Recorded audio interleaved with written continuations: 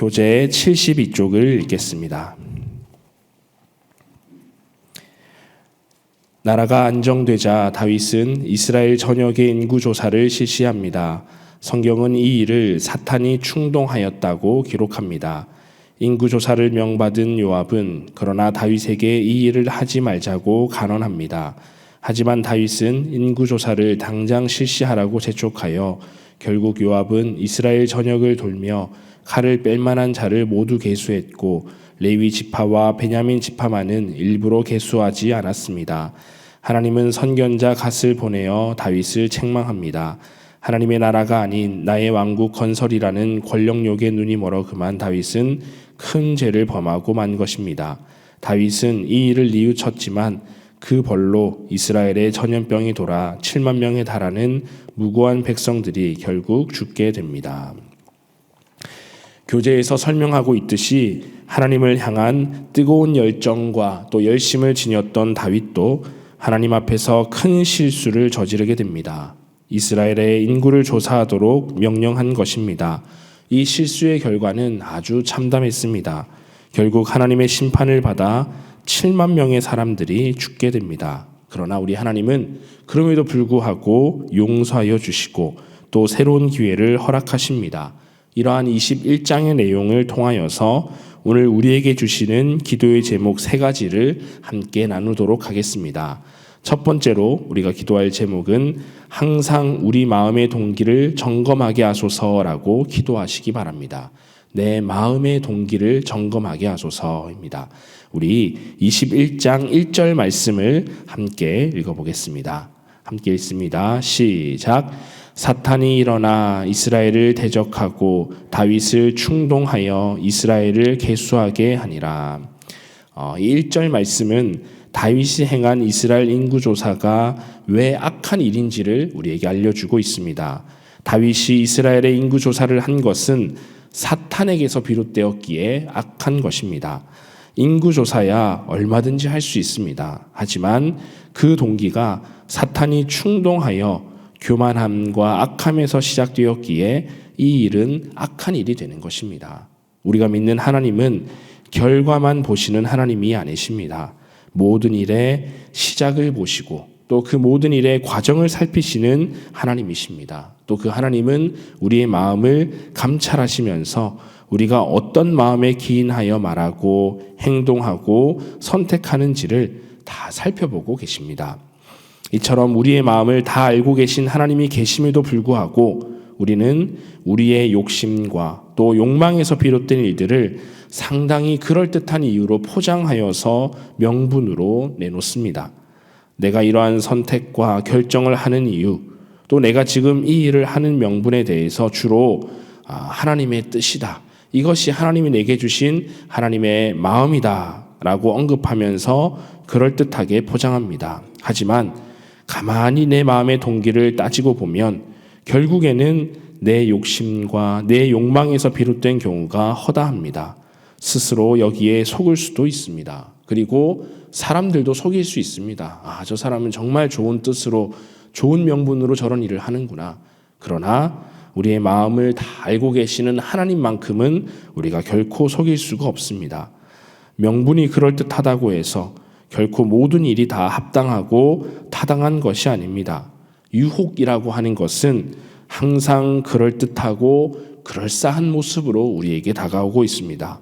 사기꾼들이 얼마나 말을 잘합니까? 사기꾼들 말하는 것 들어보면은 다 그럴 것 같고 그렇게 될 것 같습니다. 그리고 성경을 찾아보아도 아담과 하와를 유혹하였던 그 뱀의 말, 사탄의 말 얼마나 그럴싸했습니까? 그리고 40일 동안 금식하신 예수님을 시험하던 사탄 역시 하나님의 말씀을 인용하여서 하나님의 뜻을 운운하면서 예수님을 시험합니다. 아무리 그럴듯하다 할지라도 그 모든 일의 시작이 악하기에 그 모든 일은 악한 일이 된다라는 것입니다. 사랑하는 신일의 성도님들, 지금 나는 어떤 마음, 어떤 동기에 기인하여서 지금의 결정을 내렸습니까?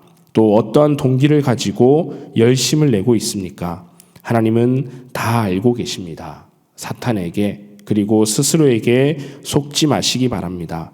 아무리 포장하고 그럴싸한 말로 감싼다 할지라도 하나님은 다 알고 계십니다. 우리 하나님 앞에서 스스로를 항상 점검하시고 오직 하나님 주시는 마음으로 사명을 감당하며 우리의 삶을 살아내는 우리 모두가 다 될 수 있기를 주님의 이름으로 축복합니다. 두 번째로 기도할 기도의 제목은 하나님 앞에서 겸손하게 하소서라고 기도하시기 바랍니다. 우리 21장 7절의 말씀, 7절 말씀을 함께 읽어보겠습니다. 시작. 하나님이 이 일을 악하게 여기사 이스라엘을 치심에. 아멘.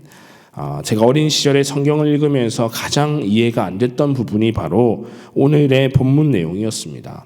한 나라의 왕으로서 우리나라의 인구가 몇 명인지, 나가서 싸울 만한 사람의 숫자가 몇 명인지 얼마든지 파악할 수 있는데, 궁금해할 수 있는데 굳이 왜 이게 이렇게 큰 심판을 받을 만한 악한 일인가 하는 의아함 때문이었습니다. 그래서 방금 읽은 7절 말씀을 보면서 왜 하나님이 이 일을 악하게 여기시지? 라는 질문을 늘 갖고 있었습니다. 그 질문에 대해서 우선은 앞서 말씀드렸듯이 이 모든 일의 동기가 악하기 때문에 이것은 악하다는 것을 알게 되었습니다. 그리고 하나님께서 이제 다윗에게 제시하시는 세 가지 형벌을 보면서 그 의아함이 해결이 되었습니다. 하나님께서는 다윗에게 세 가지 중 한 가지를 선택하라고 말씀하십니다. 하나님이 제시하신 세 가지 형벌은 다음과 같습니다. 첫 번째는 3년 동안 기근이 오는 것, 그리고 두 번째는 석 달을 적군에게 패하여 쫓기는 것, 그리고 세 번째가 전염병이 사흘 동안 유행하는 것입니다. 이 중에서 다윗은 결국 세 번째를 선택하여서 7만 명의 사람들이 죽게 됩니다. 그런데 하나님께서 다윗에게 제시하신 이 세 가지 형벌을 가만히 살펴보니 한 가지 공통점이 있었습니다. 그것은 바로 사람이 손 쓸 방법이 없다는 것입니다. 첫 번째 형벌 같은 경우 3년 동안 기근이 온다라고 했는데, 아무리 농사를 짓고 방법을 강구한다 할지라도 하나님이 3년간 기근이 오도록 정해놓으셨으니 그 기근에서 빠져나올 방법이 없다라는 것입니다. 그리고 석 달 동안 적군에게 패하여 쫓기는 건 역시 하나님이 석 달이라는 기한을 정하셨기에 그 시간 동안에는 아무리 힘써 싸워도 결국 패하고 쫓길 수밖에 없다라는 것이죠. 전염병 역시 7만 명의 사람들이 죽어나가는 동안 이 다윗 왕과 모든 나라가 그 어떤 방법도 써보지 못하고 그냥 손 놓고 있을 수밖에 없었습니다. 이것이 무슨 의미이고 무슨 말씀이냐면은 하나님은 이 형벌들을 통하여서 다윗이 자신의 힘으로는 아무것도 할 수 없음을 깨닫기 원하셨다라는 것입니다. 즉 다윗의 인구조사는 아주 교만한 마음에서 기인한 것입니다.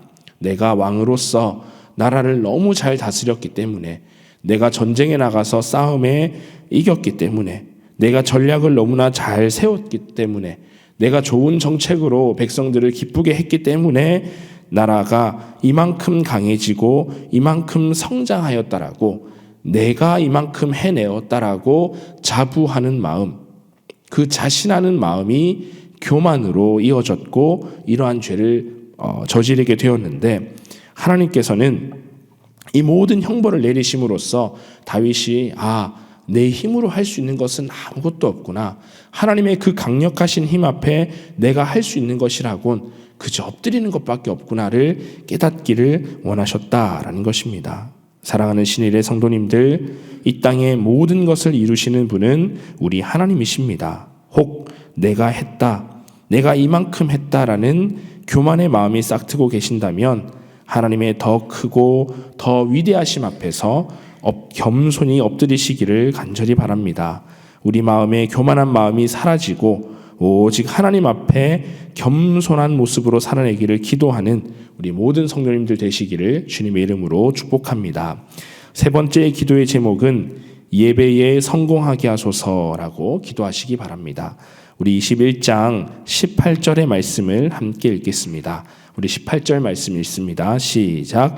여호와의 천사가 갓에게 명령하여 다윗에게 이르시기를 다윗은 올라가서 여부수 사람 오르난의 타작마당에서 여호와를 위하여 제단을 쌓으라 하신지라.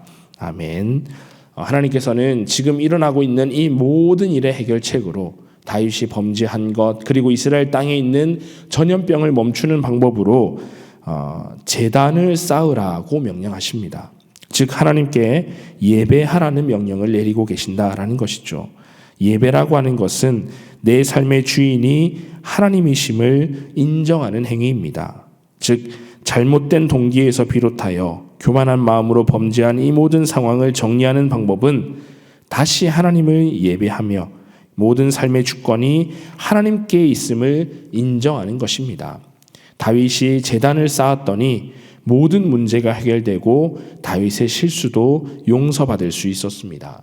사랑하는 성도님들, 때론 하나님께서 우리에게 생각지도 못한 상황에서 예배할 것을 요구하십니다. 나는 지금 몸이 상당히 아픈데, 나는 지금 매우 피곤한데, 그리고 나는 지금 너무 바쁜데, 그리고 내가 지금 감당해야 할 삶의 무게가 너무나 무거워서 예배 드릴 여유도 없고 예배 드릴 틈도 전혀 없는데 하나님은 끊임없이 우리를 위해서 예배 자리를 마련해 놓으시고 또 예배에 나와 하나님을 예배하라고 끊임없이 우리를 예배 자리로 이끌고 계십니다.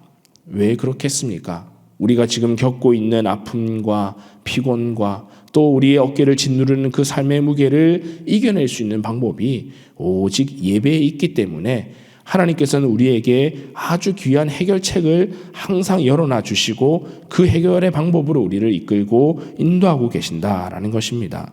그런 의미에서 내일 드리게 될 주일 예배, 매주일 드리는 예배가 참으로 중요합니다. 지난 한 주간은 오직 하나님의 은혜로 살아왔습니다라는 겸손한 고백이면서 동시에 새로운 한 주간도 하나님의 은혜로 하나님의 이끄심 안에 살아가겠습니다라는 겸손한 결단의 시간이 바로 주일 예배입니다. 우리 삶에 닥친 모든 문제를 또 모든 어려움을 예배를 통하여 해결하시기를 간절히 바랍니다. 또한 우리의 연약함과 모자람도 예배를 통하여 채워나가시기를 주님의 이름으로 축복합니다. 사랑하는 신일의 모든 성도님들, 예배는 모든 문제의 해결입니다.